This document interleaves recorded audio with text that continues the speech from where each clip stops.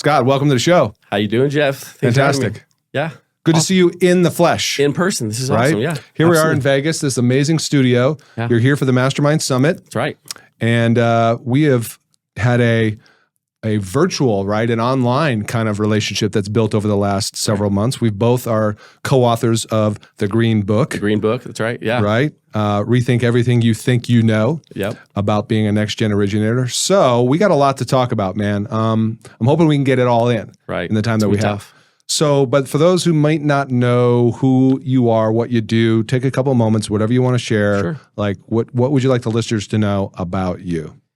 Wow. So I would say, so I'm a mortgage guy. Kind of that's where I got my start. Back in 2004, I started at a company called Syntex Home Equity, which became NationStar, which is now called Mr. Cooper. And I started there as a loan officer, fresh out of college, because that's what all my friends were doing. I was going to be a coach and teacher and do all that, but then all my friends were doing this loan officer thing. It's like, I'll go try it. And all of them were doing this like subprime, and driving their Jaguars straight out of college. And I got put on this team that was it was a team designed to essentially where we could write Fannie Mae, DU underwriter type of loans.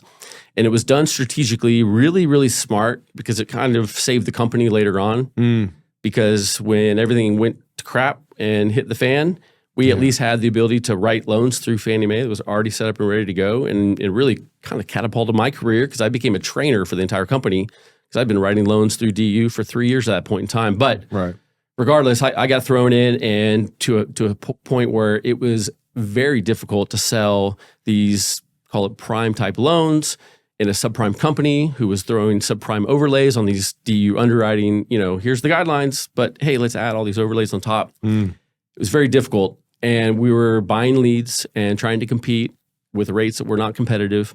And so I got a crash course in selling.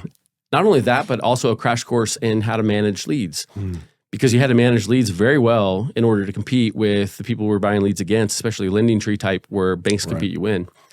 And so I had to come up with my own kind of strategy. Now we had a system a little bit, but I had to come up with, first it was paper. It's like an organization of paper. Right. Evolved it into like this spreadsheet where I was able to organize and move things around and color code and do all of that. And really that helped give me the baseline for where I'm at today, really. I really had to, I think when you go through hard things like that, you have to really, really learn in hard ways. Really can build a career off of those types of things, especially as in my lead management journey over time. So long story short, I ended up 2 years as a loan originator, moved in through management and training program. I got the opportunity to spend time in the program, the management and training program. We spent 30 days as an underwriter, 30 days as a processor, really dove in and understood the roles really well. But we also got 30 days in various roles. I was lucky enough to spend 30 days in marketing.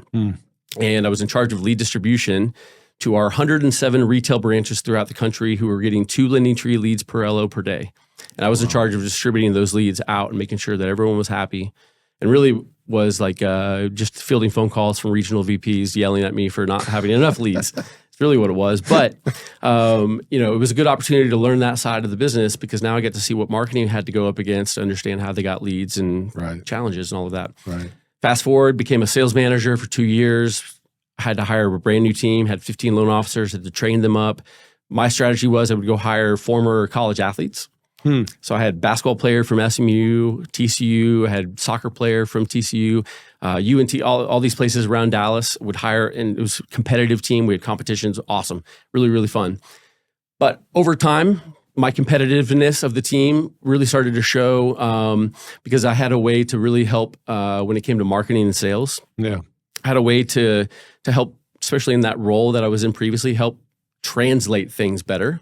So when we had issues with leads, the way that I approached it with marketing was way different than everyone else. A lot of people would just come in and, hey, give me, this is messed up. I would come in with more analytical, saying this, and, understood that. And what it turned into, all of this turned into was I became a sales liaison between sales and marketing.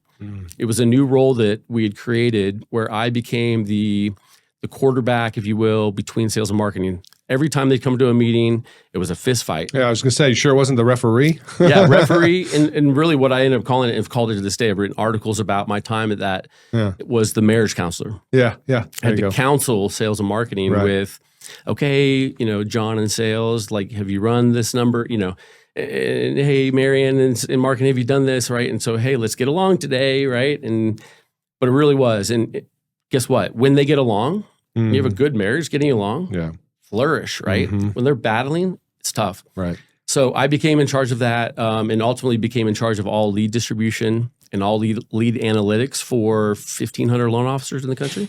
Wow. Around the country. Yeah. And because of that, I determined I needed a really good lead management system to do it.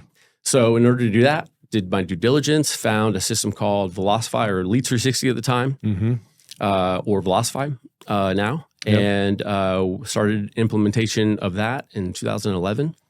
Implemented that. We had consumer direct, that was the main focus, but we had 5 or 6 different divisions using it, including retail, which was not something that was typically done with a Velocify type system.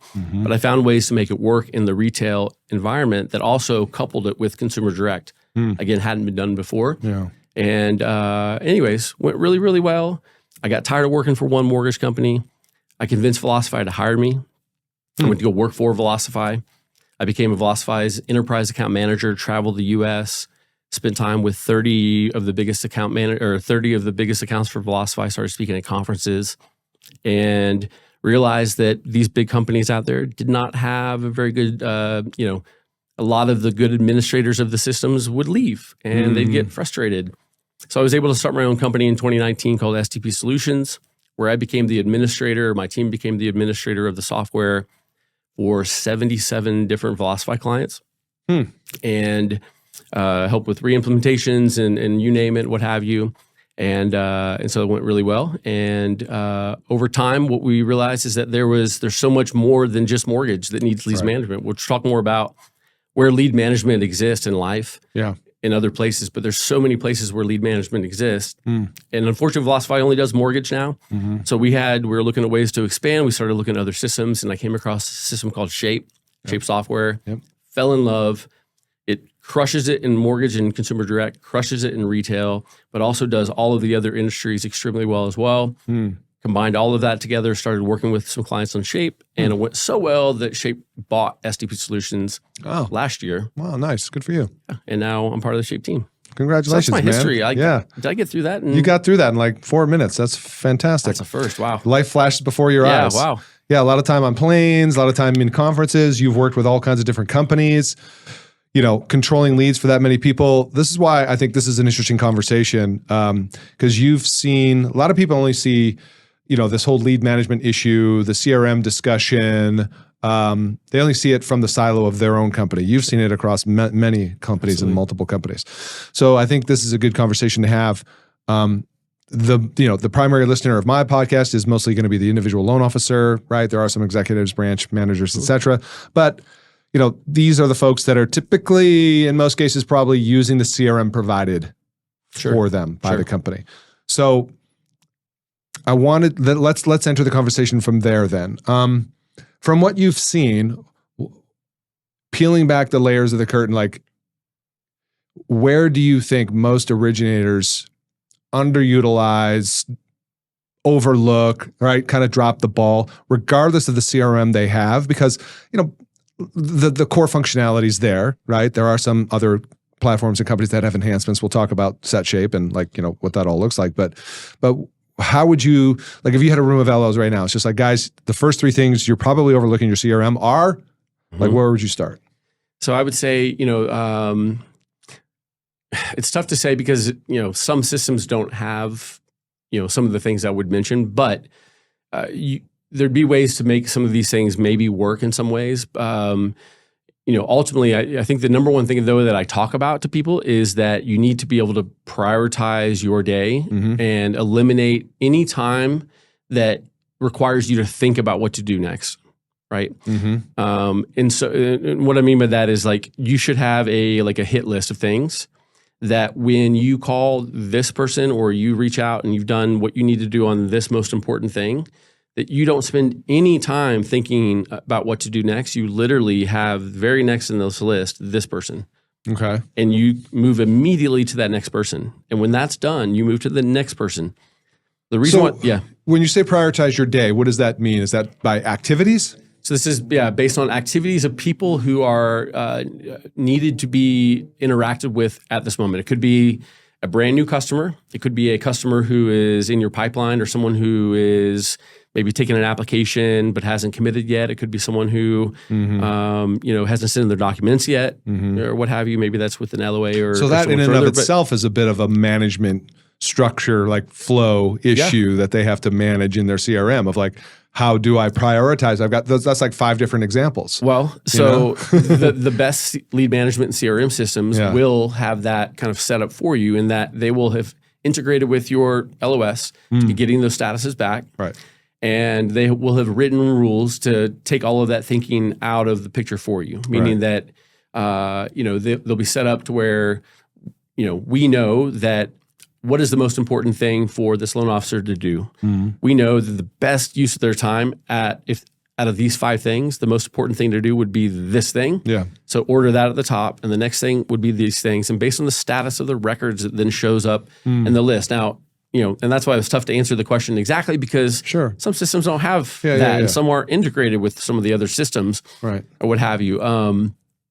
So it's tough to answer that exactly, but I can tell you about with Shape is that when it's integrated with the LOS, and when you're putting your records in the system, meaning that you have a customer who might be interested, so you have that top of funnel type customer that's going in, whether from a landing page or a referral partner has sent you someone, you're putting that into the system. So you have top of funnel all the way down to previous customers who might be interested for maybe a check-in, or now their rate, or they've had a trigger, or whatever.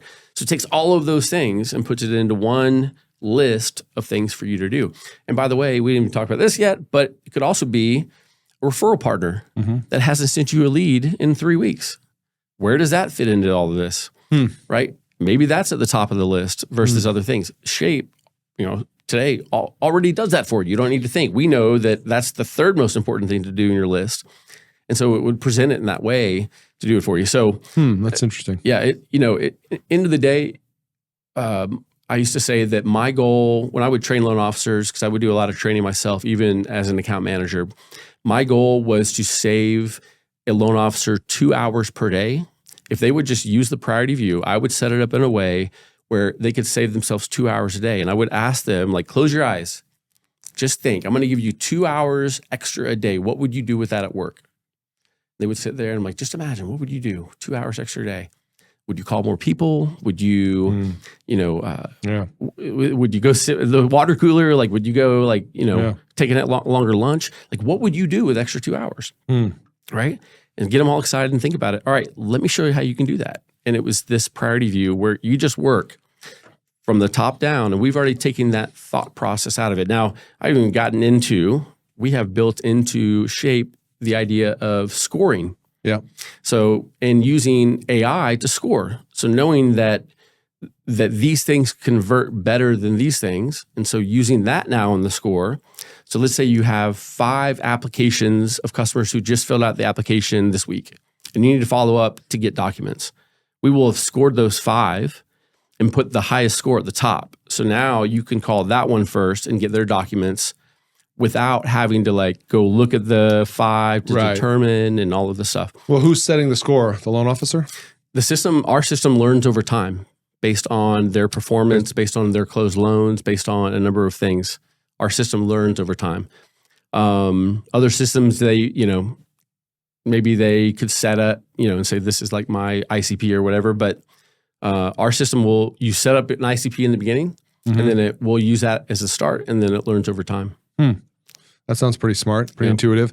Yeah, I love the concept of prioritizing your time and prioritizing your relationships as well.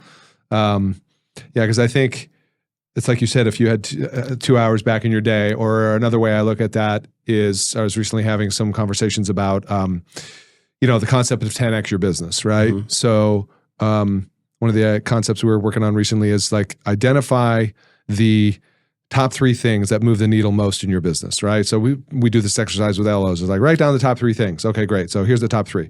Great. Now identify the one thing that would move the needle the most, right? And then ask yourself, how much time have you spent on that in the last 7 days or 10 days or whatever it is, right? Yep. And it's just a little kind of awareness thing because we get so caught up in the working, to use the old cliche, working in the business instead of on the business. Sure. But I think that's what's cool about when, kind of what I opened up with the question of we get bogged down in the minutia of this business and all the moving parts, et cetera. The right type of a technology tool should be to give you your time back. That's right. Do you think most CRMs haven't delivered on that? The most of the ones I have seen have not delivered on that component of it. Yeah, have not delivered on the giving people their time back. Yeah. And by the way, this isn't like, oh, I want to throw other CRMs under the bus. Yeah, I'm just having an honest conversation. Yeah, for sure. In that, like I talk with a lot of LOs as you have, right? Yeah, and that's just one of the constant narratives I hear. Is just like, the learning curve is never ending. Correct. Right, and they never seem to. They spend more time in the damn platform or tool trying to figure stuff out than they do actually freed up to do the selling or whatever. Right. Yeah. I'll give you a great example. Yeah. We, because there are systems like that, no doubt. And there's systems that I know, for example, will, like if I have a question, like how do I do this, right? How do I add this new lead source because I have a new referral partner? How do I add this new lead source? Well, if I don't know, I've got to email support, right? And this is going to sound familiar to a lot of people. I get email support. And then, okay, when am I going to hear back? I don't know. Some days could be 48 hours, 72 hours, right? And then when they email me back, am I going to be in that spot where I can actually do something with it at that moment? Probably not. I've got to then wait until I have a chance. Right now, we're talking 3, 4, 5, 6, maybe a week before I'm now. Insane. Right? Yeah. We have trained a AI bot with every support ticket that we've ever received at Shape, to where now you could simply just go to the AI bot and say, how do I add a new lead source? And it will spit out with, how do you add a new lead source right there. Step by step, here's how you do it. Time saver. Right. And if you have further questions from that point, you can then submit a ticket to support, and they will get back to you within much record time than some of the other places you'll find out there. Will get back to you as soon as possible. But regardless, we are finding that our customers love that instant access because it could be on a Saturday at 10 p.m. when they're finally get a chance to get in the system and do something, or it could be late night, one night, whatever. Okay. So one of the things was prioritization. Yep. Like if we go back to like the top, and then maybe you don't have 3, right? In terms of like, hey, here's the big the 3 things you're probably doing less effectively than you could in whatever CRM you have. Is there any other? Yeah. I think, documenting things, right? Like documenting conversations is difficult for some. Like I have a good conversation with someone, but I don't have the time to go back and find that record and update it, the record in the appropriate way or update fields appropriately so that I can use those fields efficiently down the road.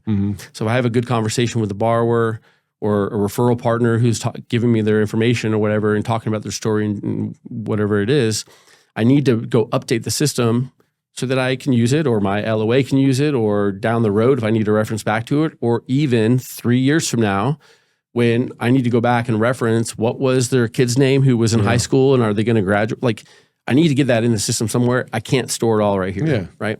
And so we just find a lot of times systems make it difficult to do that. We have a mobile app in Shape. I use the other kind of point here, or point to mention, is that at Shape, we use Shape. Our salespeople use Shape. Right. So I always tell people like, hey, if you're shopping for a lead management system or CRM, ask the salesperson you're working with to show you their CRM. Right. And ask them, why is it not your system? Why are you not using your system? Right. And we use Shape. And I love it because like we're able to like design, like I love it. I'm always feeding like, hey, what if it did this? We add this, whatever. But I use it. I use it on the plane. I use it on my couch. I use the mobile app everywhere I go. And so when we come out of a meeting, right? You come out of a meeting, or you get off the phone on mobile. I can just go to the mobile app, put it in. I can talk to text, have that ready to go. We're even working on things now where if you use our phone system to do it, where we could maybe transcribe the call, summarize the call. What are the next steps? Maybe even tell you, like, we suggest you change the status to this. We suggest you do a follow-up date of this. We suggest, here's an email that we suggest you send that mentions these types of things because that's what you talked about. Yeah. And then when you come back to the record, here are the things that you could talk about this time because the status is this, and this is a conversation your LOA had last time that you didn't know about. And here, and so it gives you all of the stuff. Those are the things we're working on in development right now as to why you would want to do things in the system, right? There hasn't been a lot of benefit in the past to go update these fields and what have you. If you have that not only in the notes, that's obviously helpful, but if you're updating the fields, that's another key component because now I can use things down the road to filter on things. Let's say I want to build an email list down the road when rates go down or if rates go up or whatever the case is, I can build list and strategically think through and maybe even help my marketing team provide me better marketing based on the data points that I've put into the system. Okay. Yep. Why do you think, I was thinking about, do I want to ask this question or not?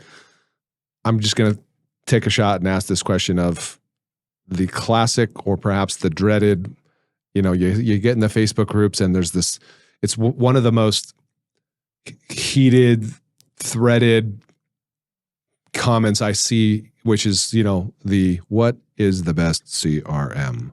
Like, I'm sorry to put it out there, but I think it's a bit of a humorous question. I have my kind of response to that, but I know you've seen it many, many times. How do you respond? Or like when let's say you're in the Facebook group and you see a bunch of people post that, then all this noise, like what do you do in that group? The best one is the best. The one you're going to use. Yeah, right. That's easy. Right. Right. Usually if, when I have responded before, I will send them usually a direct message type of deal and ask them more about what type of loan officer they are, right? Because everyone's a little bit different. I think it's a silly response to say the one you use. Yeah, it is. And maybe before that, clearly somebody's asking that question for a reason, right? I know it varies based on, but anyway, that's just one of those, like, people are always like, it's the grass is greener thing, Oh, I'm using it, like, what's the best CRM? You know what I mean? It's just like, is that a self-defeating? Do you think the answer to that, all right, here we go. Do you think the answer to that sometimes is shut up and learn the system you're using? Sure, no doubt. Yeah. Well, some people don't even need, CRM is kind of overused for just, but some people don't need a CRM, right? They just need the ability to get leads from their website and be able to call them. Well, you don't need a CRM for that. You just need maybe a lead management component, right? Or if you need to do some long-term nurturing and you need a robust CRM. So that conversation's different. And so, I think that's kind of what I've maybe brought to the market a little bit is that I've been talking a lot over the last 5 years about lead management. Like I'm a lead management consultant, lead management. I've struggled with that over the years of like, do I start and just say abandon lead management because no one knows kind of what lead management is. They always ask. But when I say CRM, they're like, oh, I know what CRM is, right? They don't know what lead management is, but lead management is like so important to the CRM component. If you're not doing the lead management side, it doesn't work. CRM doesn't work. But I've stuck with the guns on lead management to this point. Now I work with Shape, which is a CRM, but it has the lead management components. Right. We have customers who use just the lead management components and don't use the full-blown CRM components, right? So you can use both if you wanted to, and the opposite or not. Probably too. Yep.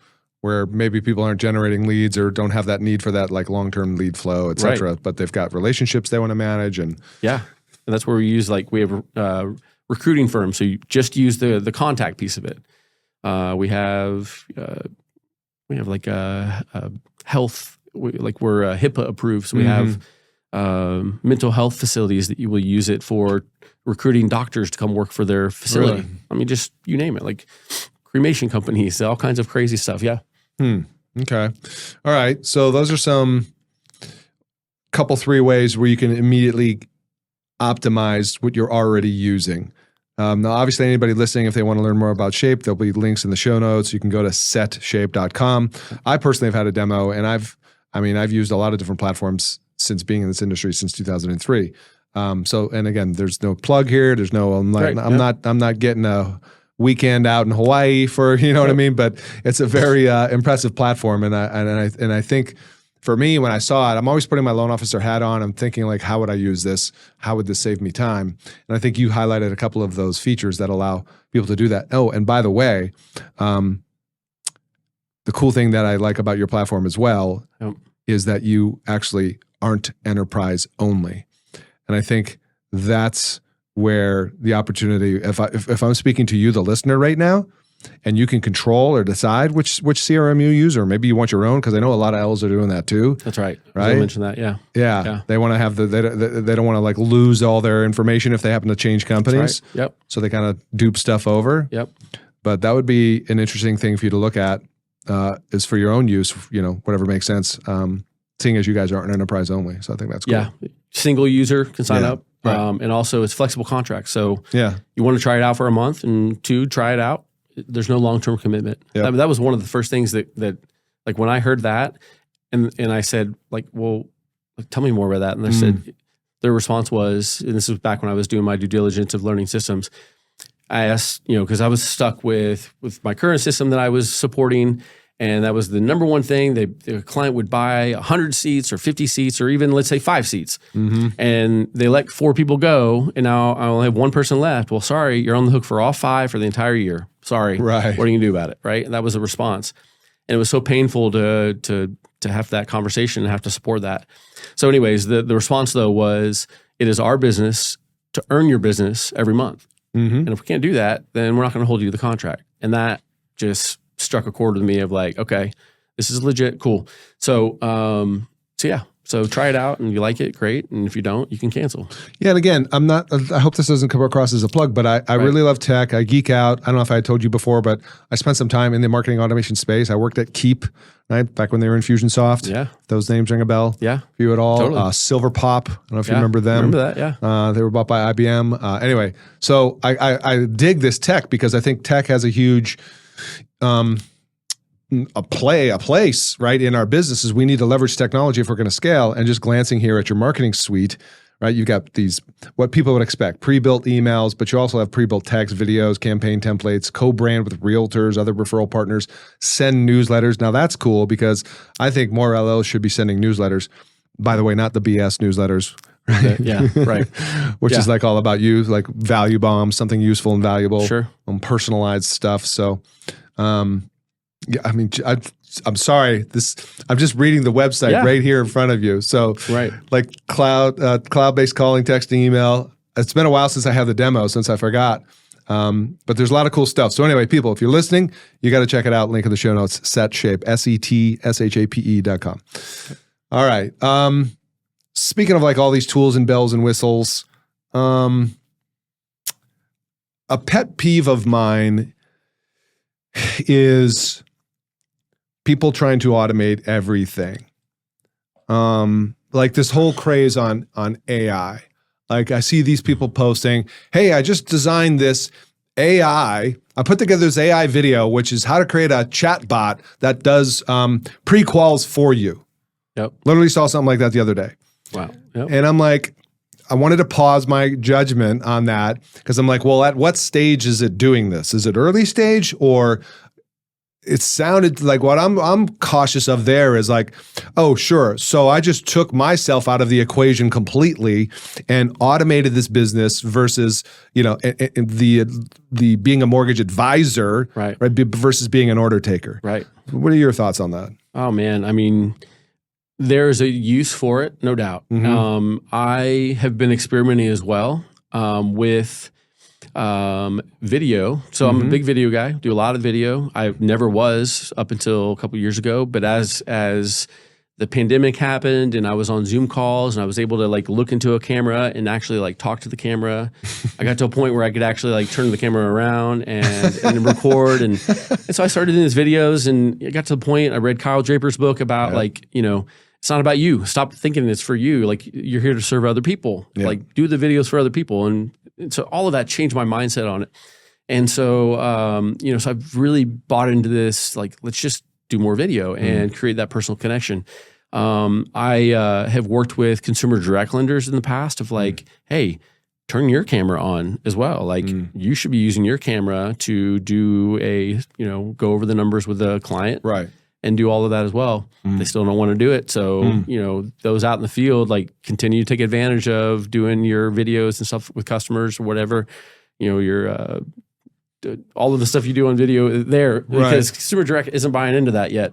But regardless, I think that, the personalization side of things with video is a key component because like I use a lot of like BombBomb for myself. Mm-hmm. I'll send out a BombBomb video. I like that when it comes to lead management because I can track whether or not it was opened. I can track, how much of it was watched. I can track, it gives me tracking things that are important. Now I'm not trying to like be Big Brother and see things. Right. But it helps me from a lead management perspective. So think back to that example. We have 5 applications, right? I have 5 people to follow up with.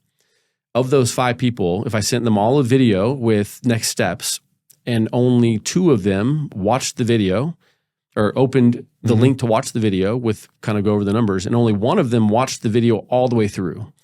Which ones of those do I think are most likely to convert or most interested? Probably the one who watched the video all the way through. Well, if I can get that tracking back to the lead record from my video that I recorded using a tool like BombBomb, now I can then sort that 5 by that list there, right? Does that make sense? Okay, so you move that up on the priority list. Move it priority list. That way I don't have to think, who do I follow up with next? I'm just following up with the person who watched the video completely, what have you. So, I think video has a component that a lot of people aren't using today, don't know really exists to use today. But it also prevents it creates this personalization component of it as well that they're going to remember you. Yeah. Right. Which isn't that the goal after all? It is. I mean, yeah. To be memorable. Memorable. Isn't that why you go around to schools and wear wigs? Yeah. There you go. Yeah. There you go. There's the pivot right there. Wait a minute. What? What did he just say? Whoa. No, it's totally legal. Right.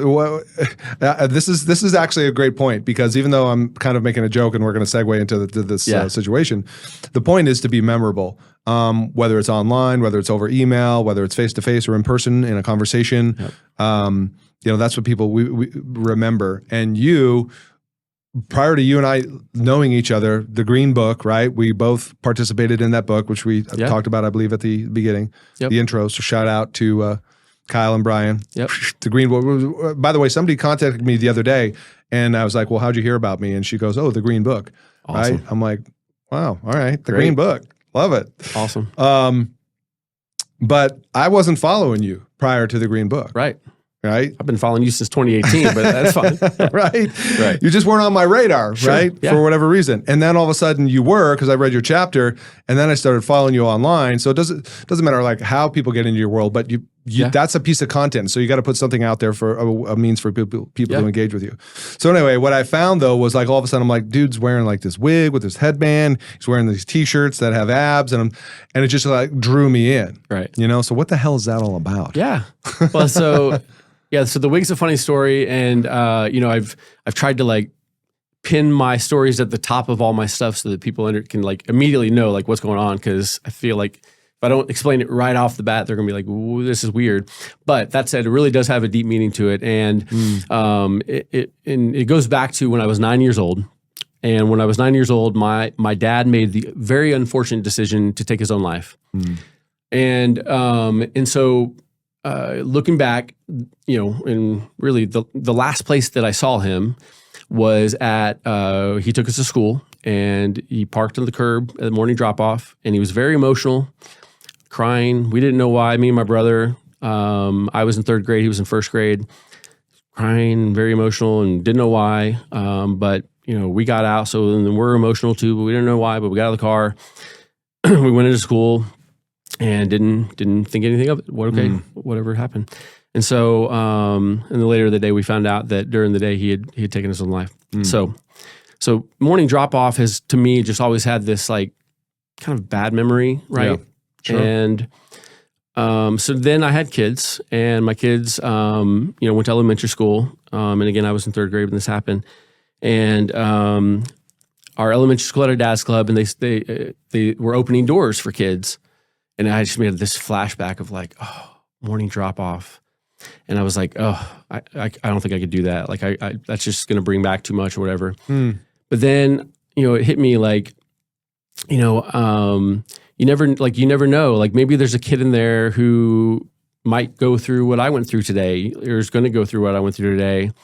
And so maybe I could provide some type of like smile or laugh or something like that, so that when they walk into school, they might go sad to happy. Who knows? Right? Who knows what happens? So when my kids were in first grade, kindergarten, first grade, I started helping opening doors in that dad's club, and then kind of went all out in dad's club and took over as president of the dad's club in elementary school, like 3rd, 4th, and 5th grade.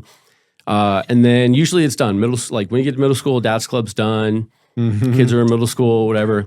They don't want that anymore. They don't want it. They're done with dad's club, right? And so, but I went and talked to our principal when my daughter was starting 6th grade, and I said, "Would you be okay if we allow dads to open doors for the kids in middle school? I know it hasn't been done before, but hear me out. Here's why I think it's needed. One, here's my story, so that's why I want to do it. But two, like kids are stressed in 6th, 7th, 8th grade. Like they have a lot going on. There's just you never know. Like just for them, let alone family stuff. Right." And he was like, "You had me at your story. Like, let's do it, right?" Yeah. And so I recruited 4 or 5 dads who we get up there at 7:30 in the morning before the kids get there. Like our kids don't even ride with us to school. We get there before our kids get there. Like our spouses bring our kids later on. But we get up there, set up the music. And you got music too. We play music. You got a boombox out there. We have even a bullhorn, which I got banned from the bullhorn because the neighbors were complaining at how loud it was. No way. Because I was using it way too much because I'm so obnoxious, according to certain people. I could see that now. Yeah. I just got the visual. Yeah. And so, so I work the little crosswalk area and I do the dances and I'll watch TikTok and learn dances. Like I'm like all out trying to be like hip and cool. All in on this, man. So like I have my favorites. I got to find, there's video of me doing the gritty. You know the gritty? No, sir. Oh, the gritty. I was good at the gritty. Not as good as some of the kids, but the gritty was good. Okay. And so, it turned into, really just kind of dancing, having fun, whatever. Yeah. Well, fast forward to, I saw someone wearing a wig for something. And I was like, I bet you can get one on Amazon. So I went to Amazon, and sure enough, you can get all these mullet wigs and all that stuff. And I was like, I'm going to just get a couple. So one Friday, I wore it to school, and I'm like, I'm going to embarrass my 2 kids. And so when I saw them, they're like, roll their eyes or whatever, but they didn't say anything. I'm like, oh, okay. Well, I talked to them later, and they're like, yeah, we get it. It's embarrassing, but my kids are so cool. They're like, we know your story, so we're cool with it. Like, we know why you're doing it, so we're cool. And I'm like, oh, that makes me so happy. So what I started to do then was I took the, this is about the time that I was doing reading the College Draper book about serving others, and I was like, well, how can I do the wig but also serve like lead management CRM stuff? And so I decided to record these videos of me in the wig, and it was like, hey, it's Friday. Call your leads today. It's a great way to end the week, like end the week strong or whatever. And then it turned into this kind of motivational Fun Hair Friday video where every Friday I would record myself walking to the school or walking into the drop-off line of me and my whatever the new wig was of the day. Right. And became this thing. And now Fun Hair Friday. Yeah, you and your daughter in the car as well, right? So I include now my kids. It's the other big thing I've done is included my kids in a lot of the marketing that I did. So when I was running my business, SDP Solutions, a lot of like loan officers, right? Like I'm trying to recruit new clients. I'm trying to recruit, like it's just very similar. I have leads that I was calling and all kinds of stuff and management. But I've included my kids into it as well. Have the kids participate and stuff as well. Sometimes they like it, sometimes they don't. But yeah, so it's really turned a thing. I went to a conference. That's where I knew from a branding perspective and that, that it had taken off. I went to a conference probably a couple weeks, a month or 2 after I'd done my first kind of Fun Hair Friday videos. Multiple people said, where's the wig? Where's the wig? Where's the wig? I'm like, I should have brought it. So the next conference, I brought it, and everyone loved it. And the next conference, I decided, okay, I'm going to step it up, and I wore the wig, and then I wore my muscle shirt, which is this. See, I didn't think that was a shirt. I thought that was you. Oh, I mean, yeah, of course, everyone thought, yeah. Oh man, it's. I've worn it to a Vegas pool before, and it's just no way, huge hit there. And then walking through the casino floor, huge hit. But I wore to a conference with the wig, with my business coat, and so in the muscles through it. And again, just a huge hit. People were talking about it the next day, like of course. when I wasn't wearing it. That's being memorable. but it's being memorable, right? Yeah. And so I think there's an opportunity for people in every community, wherever they're at, to find a way to be memorable and not just be the loan officer that does mortgages. Right. You know, there's a way to, whether it's a certain color T-shirt that you always wear, or a certain, Shane, those guys, backward hat guy, like, Right. ways to brand yourself as that person. And so I've started now even using these videos and now posting them like as my personal stuff as well. So now all of my kind of personal friends in the community as well know me as kind of the guy wearing the wig. So it's not just business. Now it's kind of the personal thing too. I have a whole assortment. I, again, have 20, 25 different wigs. Funny stuff. Is your wife concerned? No. I bought, I don't have it with me, but one of my latest videos I showed to school, my daughter, and I had the money hat and the money chain. I remember the money like chain. that. Yeah, that was great. She wanted to make the bread today. This whole made up thing. She was like, what are you talking about? Oh my gosh, that's so funny. Yeah. Well, I think that's a great story, by the way. Thank you for sharing that. And I think one way to stand out, by the way, is for those people who are like, oh, the wig isn't my thing. I think remember that what you started doing was actually serving someone else. Yeah. You started by, doing the dad's club and opening doors, and that led to that. So, my takeaway from that is show up and serve somewhere, wherever that is for you in your local community. I know another one of the folks I work with, Mike Del Preto. What's up, Mike? Shout out to you. Think Chicago. He goes and volunteers at the food pantries and things like that, and he shares his time at the food pantry. Yep. And that, connects people to him, to you, in a way where, like you said, it's like, I don't necessarily care that you're in loans, you're a mortgage loan officer. I mean, I do when I need it. But outside of that, if we circle this back full circle to like being memorable, brand, differentiation, we can't be a company that has a brand, but we can be individuals that have a brand and become known for something. So absolutely. Yeah. Looks like you've done that pretty successfully with the Dad's Club. Yeah. It's one of those things that I truly enjoy it. Like it's just for fun. sure. And then you have fun. It's just so much fun. Right? Yeah. Yeah, Totally that's fun. awesome. Yeah. I'm actually, by the way, a substitute teacher as well for the school district. I've only done it a couple times, but I'm like an emergency. You must be a great substitute teacher. Oh my gosh. So I do magic tricks, which is just this magic coloring book thing that if you behave, I'll do a magic trick. I can see it now. Kids, put your books away. All right, here's what we're going to do. We're going to learn about, sports betting or, something. Sports betting. Right. I'm going to teach you how to throw dice. All right, so here we go. Right. Don't tell Mrs. Smith when she comes back on Monday. Right. Yep. That's awesome, man. Well, cool.